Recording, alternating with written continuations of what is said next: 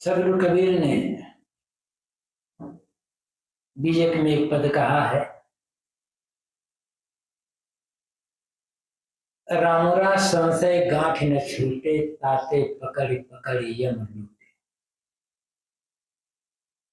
होए कुलीन मिस्कीन कहावे, तू योगी सन्यासी, ज्ञानी गुणी सूर कवि दाता, ये मत किन्हु न नासी। सुमृति वेद पुराण पढ़े, सब अनुभव भाव न दरसे, लोह हिरण्य होए घों कैसे, जो नहीं पारत जियत न तरे मोए का तरियो, जियत ही जो न तरे, गई प्रतीत की न जिन जासो, सोई तहां अमर। जो कुछ कियो ज्ञान अज्ञाना, सोई समुसयाना, कहें कबीर तातो क्या कहिए, जो देखत दृष्टि भुलाना। रामुरा संशय गांठ न छूटे। ए रवैया राम, तुम्हारे मन से संदेह की गांठ खुल नहीं रही है, इसीलिए यमराज तुम्हें पकड़ पकड़ करके लूट रहा है और तुम निरंतर लूटे जा रहे हो।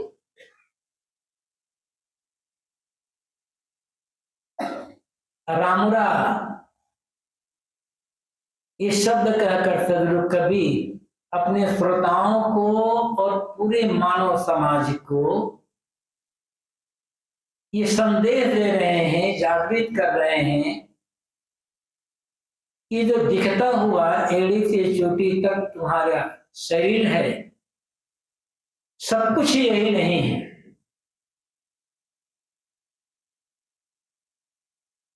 ये तो बाहरी आवरण है, एक खोल है। इस खोल के भीतर एक ऐसा तत्व है जो इस शरीर में रहते हुए भी शरीर से अलग है, और वही तुम हो। इस शरीर के पहले भी तुम्हारा अस्तित्व था और इस शरीर के बाद भी तुम्हारा अस्तित्व रहेगा।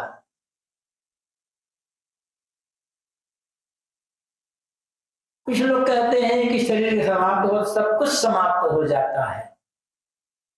ठीक, यदि शरीर पूरा सब कुछ समाप्त हो जाता है तो चिंता क्यों करते हो? फिर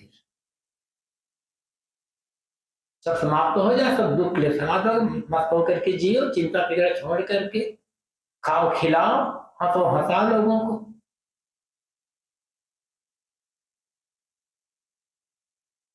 इतना तो साफ है, जैसे स्टूल, माइक, स्टैंड, मोबाइल, घड़ी, पंखे, कुर्सियां, गद्दे, ये निर्जीव है, बेजान। ऐसे हम और आप तो नहीं है।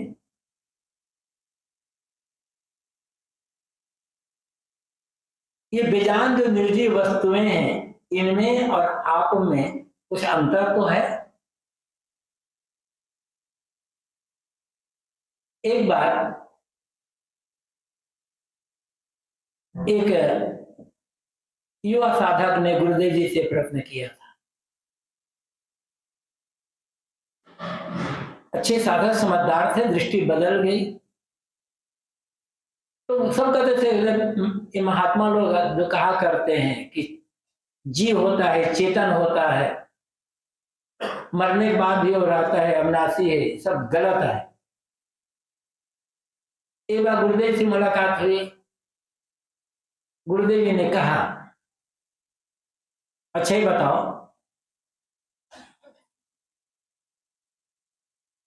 तुम अपने को क्या मानते हो? इधर कुर्सियां पड़ी है, इधर और कोई चीज पड़ी हुई है, क्या तुम भी उसके समान बेजान निर्जीव हो? नहीं, मैं तो उससे नहीं हूँ, मैं उससे अलग हूँ। तो गुरुदेव ने कहा तुम ये बताओ, तुम अपने को जड़ मानते हो या चेतन मानते हो, है क्या? तो कहा मैं चेतन हूं, मैं तो जड़ नहीं हूं। ठीक, मरने के बाद कुछ नहीं रहेगा, मान लेते हैं, तुम्हारी धारणा है कि मरने के बाद कुछ रहेगा नहीं, चलो मानते हैं। लेकिन मरने के पहले कुछ ऐसी हरकत दूसरों की जो तुम्हें पसंद नहीं होती होगी, उन्हें तुम पसंद ना करते होगे, उनसे तुम्हें दुख मिलता होगा कि हाँ, तो तुम्हारी ऐसी हरकत से दूसरों की दुख होगा कि हाँ, बस ऐसी हरकत को छोड़ दो। तो तुम्हारी ऐसी हरकतें, ऐसे ही कर्म व्यवहार जिसे करने से तुम्हारा मन भी प्रसन्न होता होगा और दूसरा मन भी प्रसन्न होता होगा, उन्हें सुविधा सेवा मिलती होगी कि हाँ बस यही काम करो, इतना तो कर सकते हो ना, मरने बाद नहीं रहेगा, जो छोड़ दो।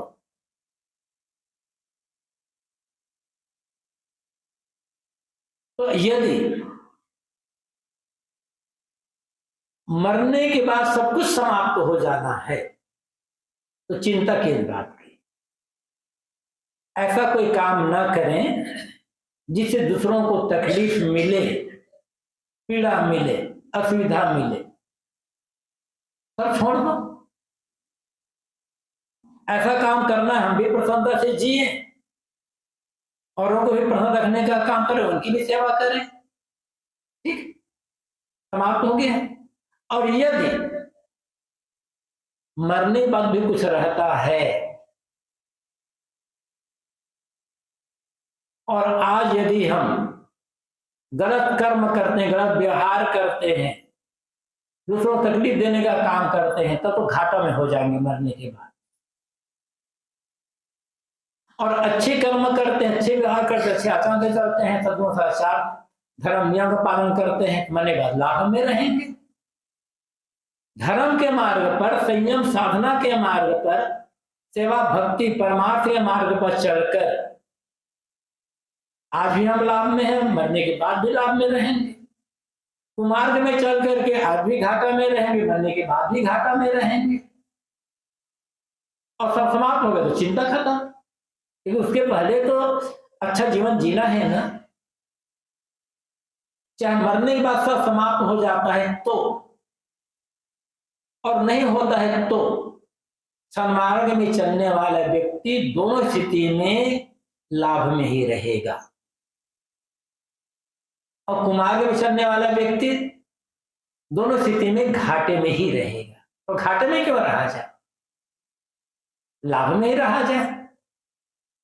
लेकिन सदगुरु कबीर का दृढ़ विश्वास है, और विश्वास नहीं, एक हकीकत है कि शरीर ही सब कुछ नहीं है। शरीर के अंदर एक ऐसी सत्ता है जिसे हम देख नहीं सकते, छू नहीं सकते, पकड़ नहीं सकते, लेकिन वो है। क्योंकि देखने वाला वही है, छूने वाला वही है, पकड़ने वाला वही है। एक व्यक्ति ने प्रश्न किया, बस 10-15 दिन पहले की बात है, इस लोग कहते हैं कि जीव है, तो जीव का स्वरूप कैसा है, क्या है, उसका आकार प्रकार क्या होगा, कैसे होगा? कहा कि ये तो हम बता नहीं सकते हैं कि जीव का स्वरूप कैसे क्या है, मतलब कितना लंबा चौड़ा है, कितने क्या है, बताया नहीं जा सकता,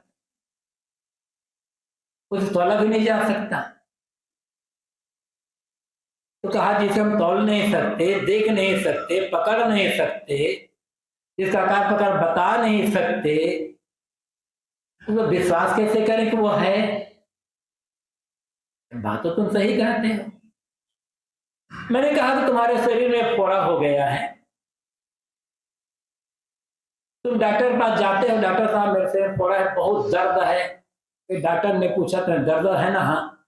तुम्हारा जो दर्द है ये लाल है कि काला है कि पीला है, कितना ग्राम का है, और बताओ मुझे, तब तो दवा करूंगा ना मैं। वो लंबा है कि चौड़ा है, कि दर्द थोड़ा ठंडा है कि गर्म है, कैसा बताओ पहले, तब दर्द करूंगा। तो क्या बताओगे? महसूस हो रहा दर्द है, कितने ग्राम का है वो दर्द? जितने ग्राम का दर्द होगा ना, दवा भी उसी ग्राम के साथ दूंगा, तो मर जाएगा वो। तो क्या कह सकते हैं? डॉक्टर ने कहा अरे तुम नहीं बता सकते तो तुम झूठ कहते हो तुम्हें दर्द हो रहा है।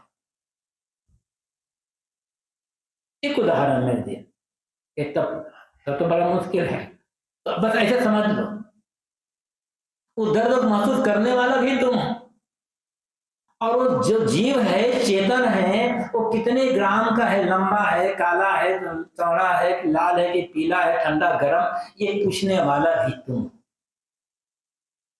यदि तुम ही ना होते तो पूछते कैसे? तुम कुछ हो ना पहले। जो पूछ रहा है कि जीव कैसा है, ठीक है, जीव को छोड़ो, तो पूछने वाला कौन है? वो तो कोई होगा। उसे पूछने वाले को धर्म अध्यात्म की भाषा में जीव, चेतन, आत्मा, रूह, सोल आदि कहते हैं। क्योंकि वो अभौतिक है, और हमारे पास जितने भी साधन हैं, नापने का, पकड़ने का, तोड़ने का, सब भौतिक है। जब हम भौतिक दर्द को जो महसूस कर रहे हैं, उसे हम पकड़ नहीं सकते, नाप नहीं सकते, देख नहीं सकते, तो जीव जो अभौतिक है उसे हम कैसे देख सकते हैं, कैसे नाप सकते हैं, किस में पकड़ेंगे उसको? वो है, उसी के यहां साहब कहते हैं रामूरा। और संबोधन में सदगुरु कबीर अपने श्रोताओं को कह देते हैं कि तुम्हें शरीर नहीं हो, इस शरीर के भीतर रहने वाला अविनाशी तत्व हो, तुम राम हो। इस जीव को राम इसलिए कहा गया कि इसमें रमन कर रहा है, निरंतर निवास करता है। रमे निरंतर आत्मा सब गढ़ आठों याम, याही से संतन धरा राम तास काना। कभी आपको, जब से आप होश संभाले हैं तब से लेकर के सोचे जरा, कभी आपको एक पल के लिए भी महसूस हुआ कि मैं नहीं हूं, या इस शरीर से बाहर निकल गया हूं? कभी महसूस नहीं हुआ कि मैं शरीर से बाहर निकल गया? निरंतर आठों याम, आठों पहर, 24 घंटे शरीर में जीव निवास करता है, रमन करता है, इसलिए इसका नाम राम रखा गया। और वो राम आप ही हैं। एक राम अयोध्या में हुए हैं, हुए कभी हुए हो, अब उस राम से हमारी मुलाकात नहीं होगी, लेकिन सबके घट में भीतर बैठा हुआ जो राम है वो कभी छूट नहीं सकता है हमारा। शायद उसी राम को उपासना करने का, तो उसी राम को जानने के लिए कहते हैं वो राम, जिस राम को तुम खोज रहे हो वह राम तुम स्वयं हो। रामुरा, ऐ रमैया राम, तुम अपने को समझो। और फिर दूसरी बात आप कहते हैं संशय गांठ ही न छूटे, तुम्हारे मन से संदेह की गांठ खुल नहीं रही है, और इसलिए यमराज तुम्हें पकड़ पकड़ के लूट रहा है। हर आदमी के मन में एक गांठ पड़ी होती है संदेह की। बिरले बिरले ऐसे होंगे जिनके संदेह की सारी गांठें खुल चुकी होगी, वही कृतार्थ।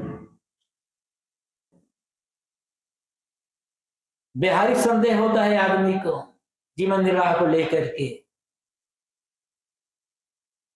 रोग लगने पर सेवा कौन करेगा, बुढ़ापे में सेवा कौन करेगा, नौकरी छूटेगी, व्यापार छूटेगा, खेती डूबेगी, या कैसे होगा, अकेले पड़ा हूं क्या होगा। काम करते जाओ, जब तक हाथ पैर चल रहे हैं तब तक काम करते जाओ, आपके जीवन निर्वाह होता ही रहेगा।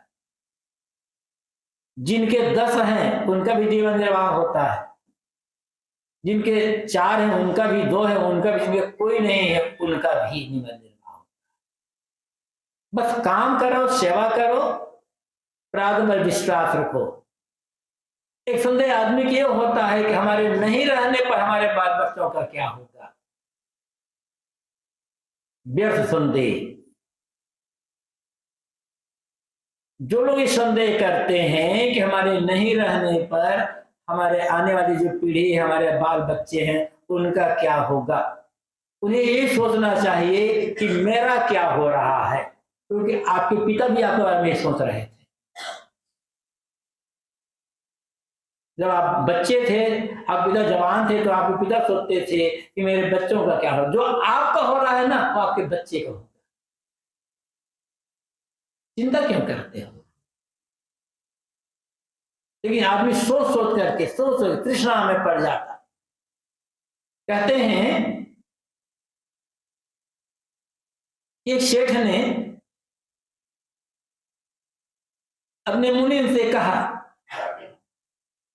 कि मुनीम, जरा हिसाब लगाकर बताओ कि आज की तारीख में मेरे पास कुल कितनी संपत्ति है। मुनीम ने कहा कि हुजूर, समय चाहिए 10 दिन का कम से कम, हिसाब किताब लगाने में समय लगेगा। उसने कहा कोई बात नहीं, 10 दिन 12 दिन बाद जैसा भी हो तुम हिसाब लगा बताओ। मुनीम ने हिसाब लगाया। अब हिसाब लगाने पश्चात कहा कि सेठ जी,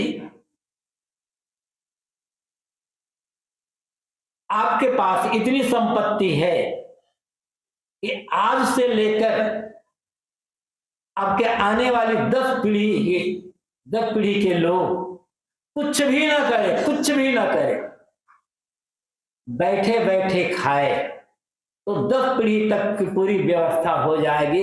इतनी संपत्ति आपके पास है। देखने का 10, फिर 11वीं पीढ़ी वालों का क्या होगा?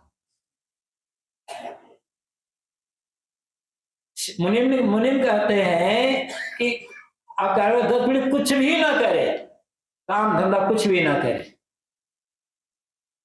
केवल बैठे बैठे खाए तो 10 पीढ़ी तक की व्यवस्था है।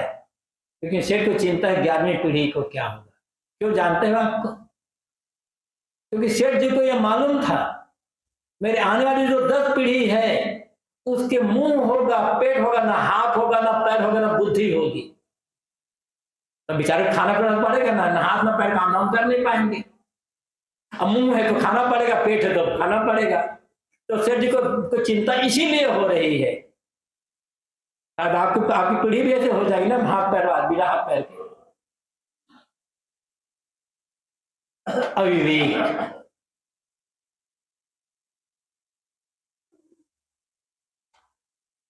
तो ये व्यर्थ का संदेह होता है। दुनिया कैसे बनी? अक्सर लोग प्रश्न करते हैं महात्माओं से, दूसरों से कि दुनिया कैसे बनी। दुनिया चाहे जैसे भी बनी, करना क्या है? ये सोचो कि दुनिया में आए हैं, इतना तो साफ है ना, हमारे जन्म लेने के पहले दुनिया थी और हमारे शरीर की मृत्यु के पश्चात भी दुनिया रहेगी। हम बीच में आ गए हैं, तो जो बन सके दुनिया की सेवा कर दे और अपने कल्याण का काम कर ले, ये सोचो। लेकिन न सेवा करने को सोचना है, न कल्याण के बारे में सोचना है। ये व्यर्थ चंदे की दुनिया कैसे बनी, कहां से बनी, क्या मतलब है? किसी ने बनाया तो, और बिना बनाए हैं तो आपका घाटा क्या हो रहा है?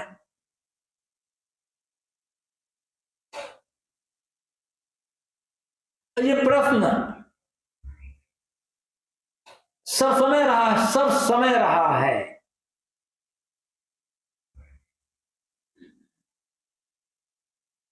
ये दुनिया कैसे बनी? वो ददर्थ प्रथमम जायमानम हस्तमंतम यदान सविभर, ये ऋग्वेद का प्रश्न है, मंत्र है। ऋग्वेद के ऋषि पूछते हैं कि जो स्थूल जगत है, इसे धारण करके जो अदृश्य प्रकृति घूम रही है, उस प्रकृति को पहले पहले उत्पन्न होते किसने देखा है? को अद्धा वेद, जैसे कहते कौन जानता है दुनिया कहां से आई? बेकार का प्रश्न। जहां से भी आई दुनिया तो है ही। दुनिया में कैसे सुख से जीना है ये सोचिए। हम सुख से जी सकते हैं दुनिया में, सुख से जीने के बारे में सोचो, शांति से प्रसन्नता से जीने के बारे में सोचो। अपने जो बंधन है मन के, उन बंधनों को काटने के बारे में सोचें, और आप इसमें समर्थ हैं। जो भी चाहेगा, हर आदमी स्वतंत्र है अपने मन के बंधनों को काटने के लिए। मन के बंधनों काटने के लिए कोई आदमी स्वतंत्र नहीं। अन्य कामों में स्वतंत्रता है। खेती में आदमी स्वतंत्र है, वर्षा नहीं हुई तो क्या करोगे? खूब गर्मी पड़ गई या इतनी अधिक वर्षा हो गई, फसल सड़ गई तो क्या करोगे? किसी ने आग लगा दी तो क्या करोगे? जानवर आगे चढ़ गए तो क्या करोगे? व्यापार में भी स्वतंत्र है आदमी, सब काम होता है।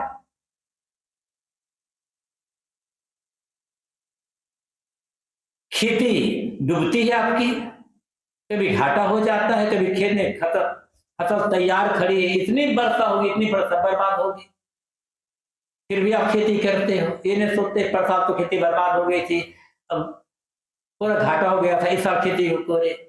व्यापार में घाटा होता है फिर भी आप करते हो। नौकरी में भी घाटा हो जाता है, कभी नौकरी नहीं मिलती है, कभी निकाल दे जाते हो, कभी कुछ हो जाता है, फिर भी आप करते हो।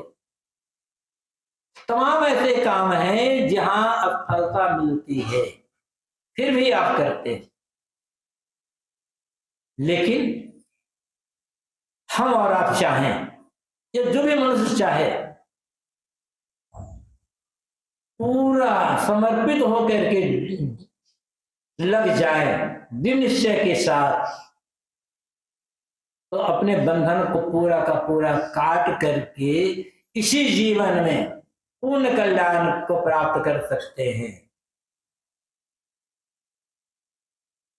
पूरा जीवन प्रसन्नता के साथ जी सकते हैं। तो ये काम नहीं करेगा आदमी,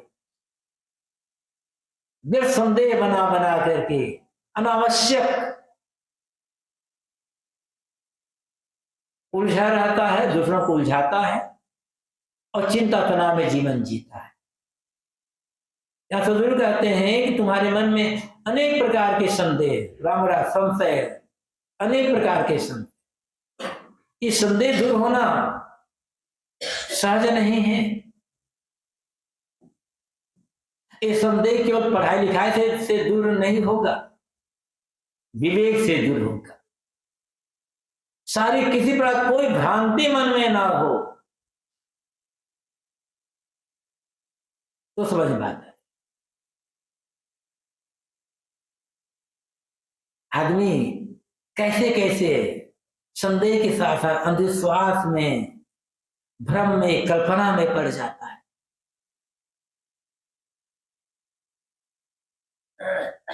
अभी कल पढ़ने में आया, एक मंदिर के पुजारी ने कहा है, ठंडी का महीना आ रहा है, भगवान को ठंड लगने लगी है, इसलिए मंदिर में जलाया जा रहा है, ग्लोबर जलाया जा रहा है। भगवान को ठंड लग जाएगी ना, तो रात भर हीटर जलेगा, भगवान को ठंडी न लगे। भगवान को कंबल ओढ़ाया जा रहा है, लिखा है कि अभी ठंडी कम है, कंबल ओढ़ा रहे, ठंडी बढ़ेगी तो भगवान को रजाई ओढ़ाया जाएगा।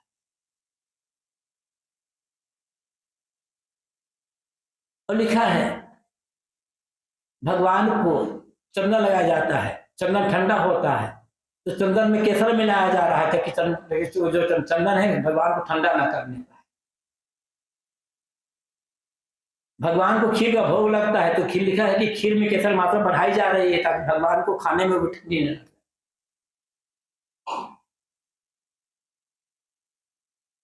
अपनी कमजोरी को आदमी वो वहां लाद रहा है। जो दुनिया भर को बनाने वाला है, रिकॉर्ड का जो दुनिया भर बनाने वाला है, उसको ठंडी लग जाएगी तो हम हमारी दशा क्या पड़ेगी फिर आपको है? उसके लिए हम व्यवस्था कर रहे हैं। जिसकी सत्ता से, जिसकी सत्ता के बिना, जिसकी इच्छा के बिना पत्ता भी नहीं हिल रहा है, उसको ठंडी लगने लगी है। पढ़े लिखे लोग हैं, लेकिन पढ़ना लिखना अलग चीज है। भ्रम का कटना, विश्वास का कटना, संदेह का कटना, ये अलग चीज है।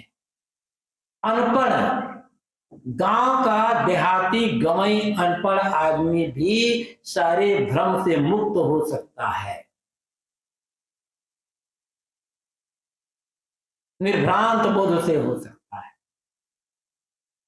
और पढ़े लिखे कहलाने वाले लोग भी तमाम प्रकार के भ्रम में जीवित रह सकते हैं, वाले रहते हैं भ्रम, पता नहीं। जितना हमें प्रकृति के रहस्यों का ज्ञान होगा, हम नियमों को समझेंगे, और जितना हमें अपने कर्म पर, व्यवहार पर, संयम पर, साधना पर, मेहनत पर और अपने पुरुषार्थ पर, विश्वास पर, प्रार्थ पर विश्वास होगा, उतना हमारे मन में कोई संदेह नहीं होगा। जब हमें अपने पुरुषार्थ और अपने प्रारब्ध पर विश्वास कम हो जाता है, या हम अपने प्रारब्ध पुरुषार्थ को समझ नहीं पाते हैं, उतना संदेह होता है, उतना हम भ्रम में पड़ते हैं, उतना अंधविश्वास में पड़ते हैं। हमारा पुरुषार्थ अप्रत्यक्ष है, जो हम कर सकते हैं, हमारे हाथों में है। प्रारब्ध हमारा अदृश्य है, कल क्या होगा हमारे भाग्य में हम कोई जान नहीं सकते, बता नहीं सकते, लेकिन है, उसकी चिंता नहीं करना है।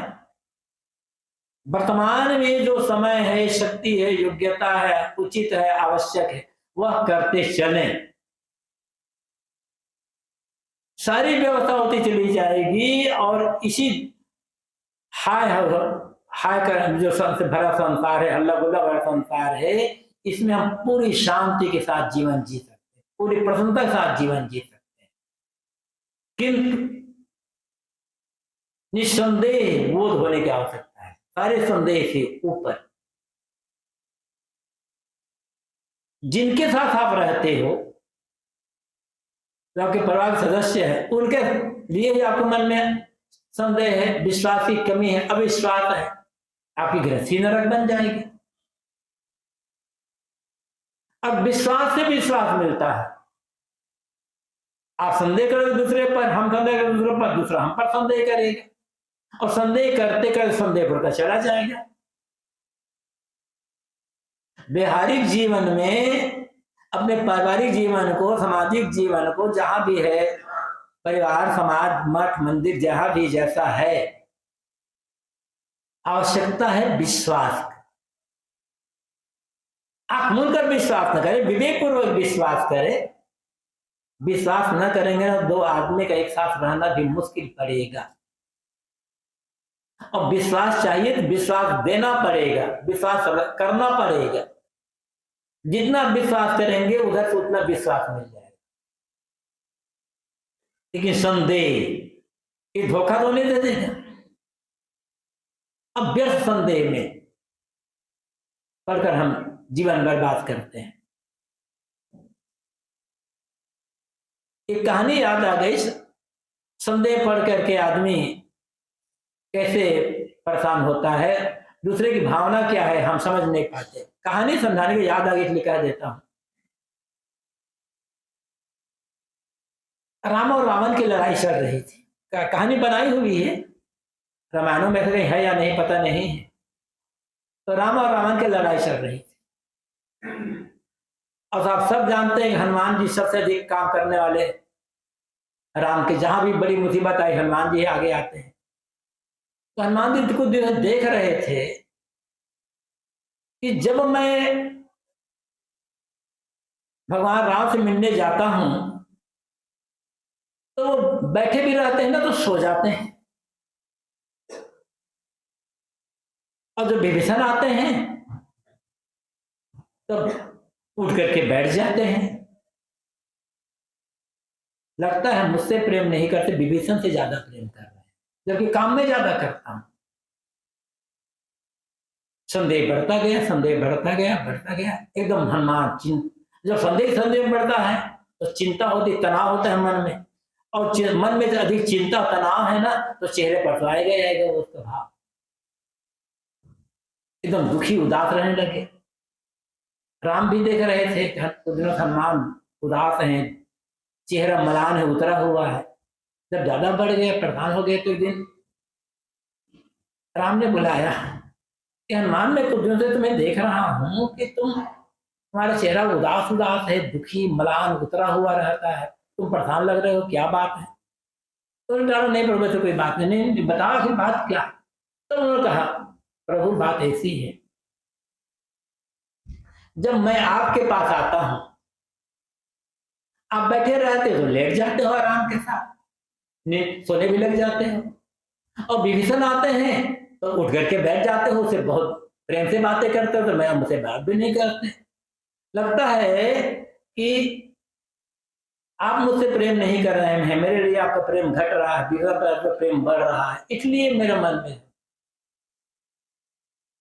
तो हनुमान की बात सुनकर राम जोर से हंसे। हनुमान तुम गलत समझते हो, तुम पर मेरा अटूट विश्वास है कि जब तुम आते तो मेरा ले जाता हूँ, हनुमान के रहते मेरा कोई बाल बांका नहीं करता, इसलिए मैं लेट जाता हूँ। विभीषण अरे है तो शत्रु का भाई, पता नहीं क्या कर दे, इसलिए उठ करके बैठ जाता हूँ। एक कहानी है। तो संदेह जब बढ़ता है ना तो हमारा सुख छीन जाता है, हमारा शांति छीन जाती है, फिर कोई भी काम परिहान करते। यहाँ साथ सब लोग कहते हैं मैं रामरा संदेह गांठ न छूटे, ए रमिया राम चेतन जी मनुष्य, तुम्हारे मन में अनेक प्रकार संदेह की गांठ पड़ी हुई है और तुम इस संदेहों को खोल नहीं रहे हो। ऐसी गांठ पड़ी है कि गांठ को तुम खोलना नहीं जाते, बल्कि गांठ को और मजबूत करते जा रहे हो, संदेह बना बना के। और इसीलिए पकड़ यम लूटे, यमराज में पकड़ करके लूट रहा है। वो कौन है यमराज? जो हमें बराबर लूट रहा है और बराबर हमारे साथ बना रहता है।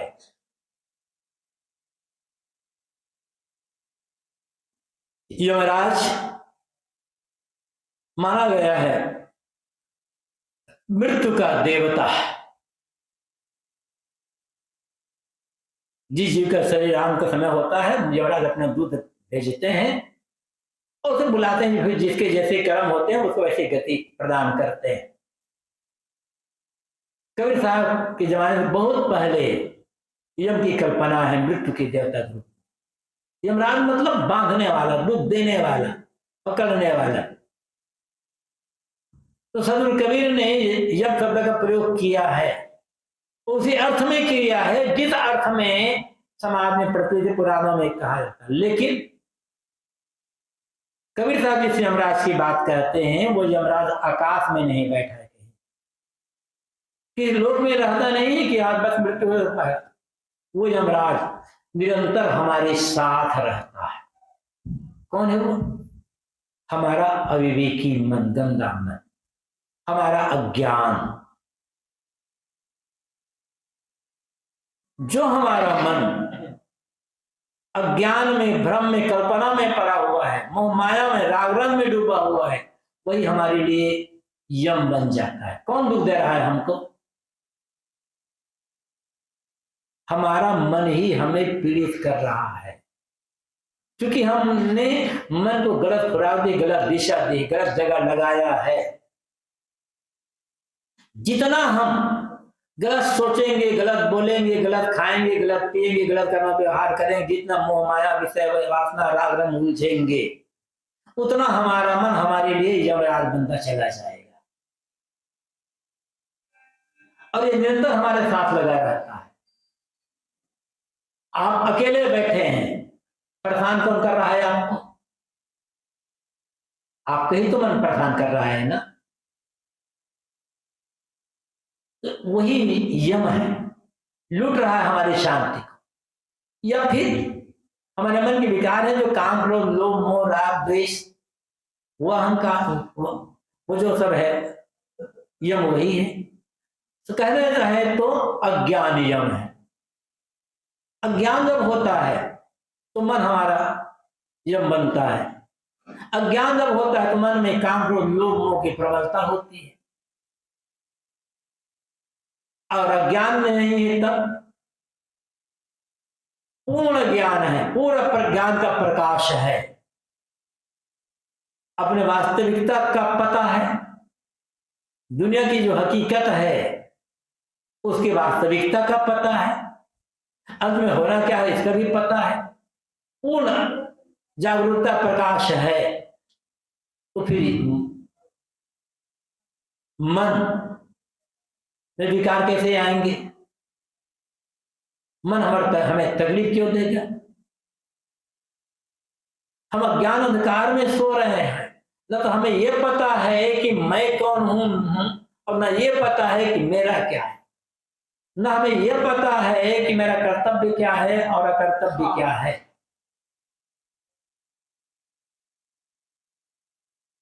जब पता ही नहीं है तो हमने किया क्या? कर्तव्य को अकर्तव्य मान लिया, अकर्तव्य को कर्तव्य मान लिया।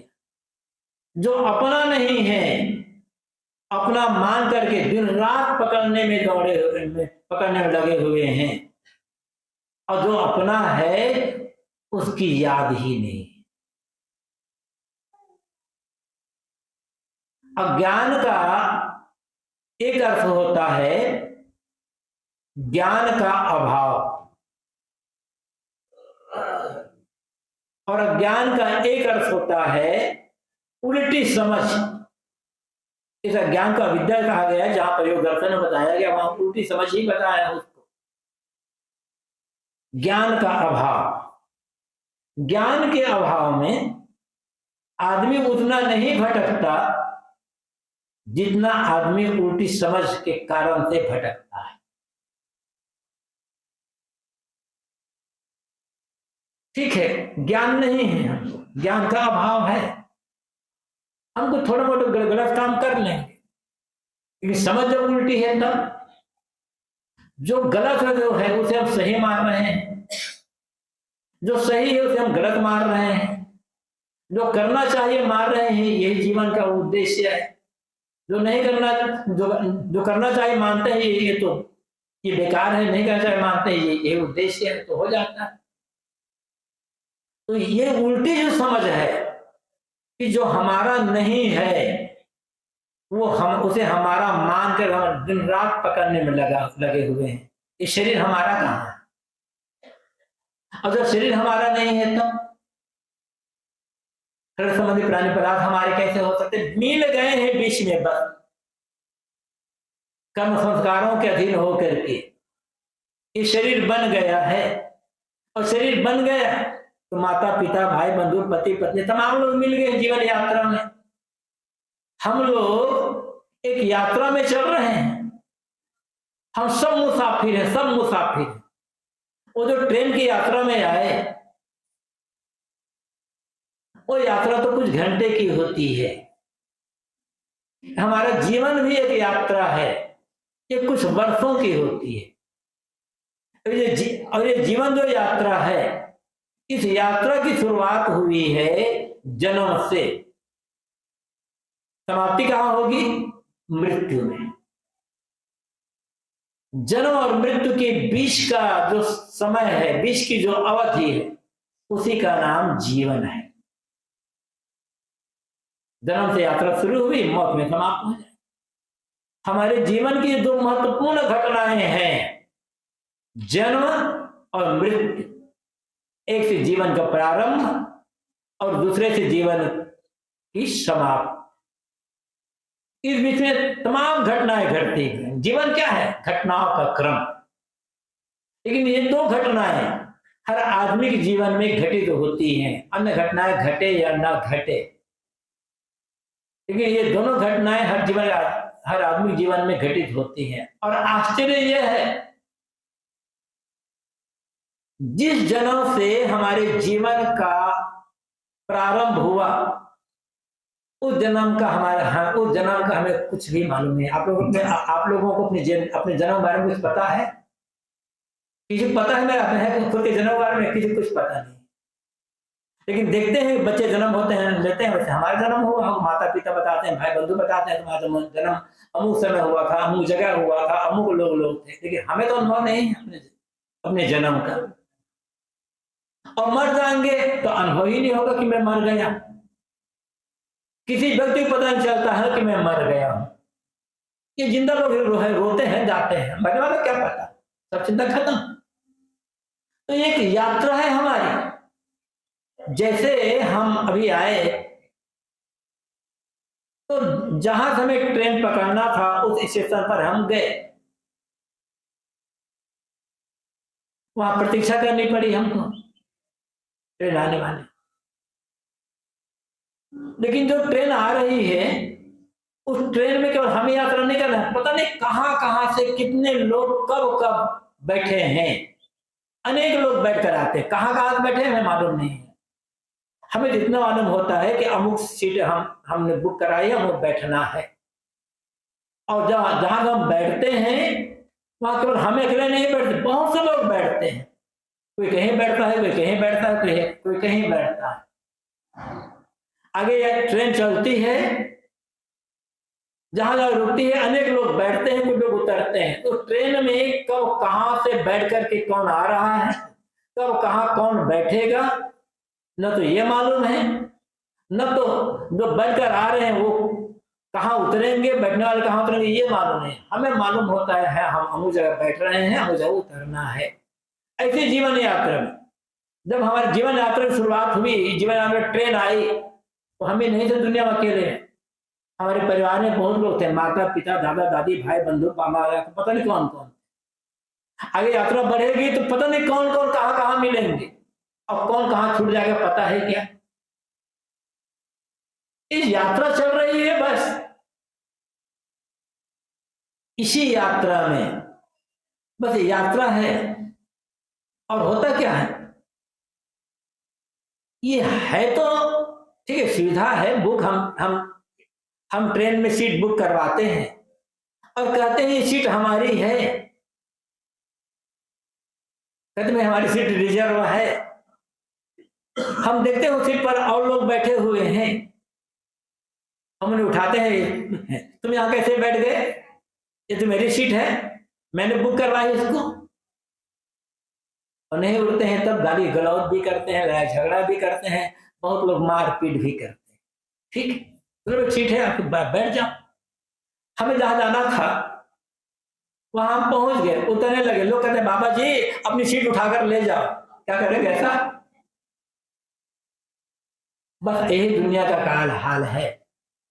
जीवन यात्रा में मिले हैं, प्रयोग करने की चीज मिली है, ऐसे प्रयोग करने कोई लेकर जाएगा नहीं। लेकिन मैं कह रहा था उल्टी समझ जो हमारा नहीं है हम उसको अपना मान रहे हैं। ये शरीर ही हमारा नहीं, न घर हमारा है, न परिवार हमारा है, बस यात्रा है, वे साथी हैं बस। और जब तक ये यात्रा है, जीवन की यात्रा, तब तक जो बन सके प्रेम का व्यवहार कर लें, सेवा कर लें, लेन देन कर लें, न उलझे न उलझाएं।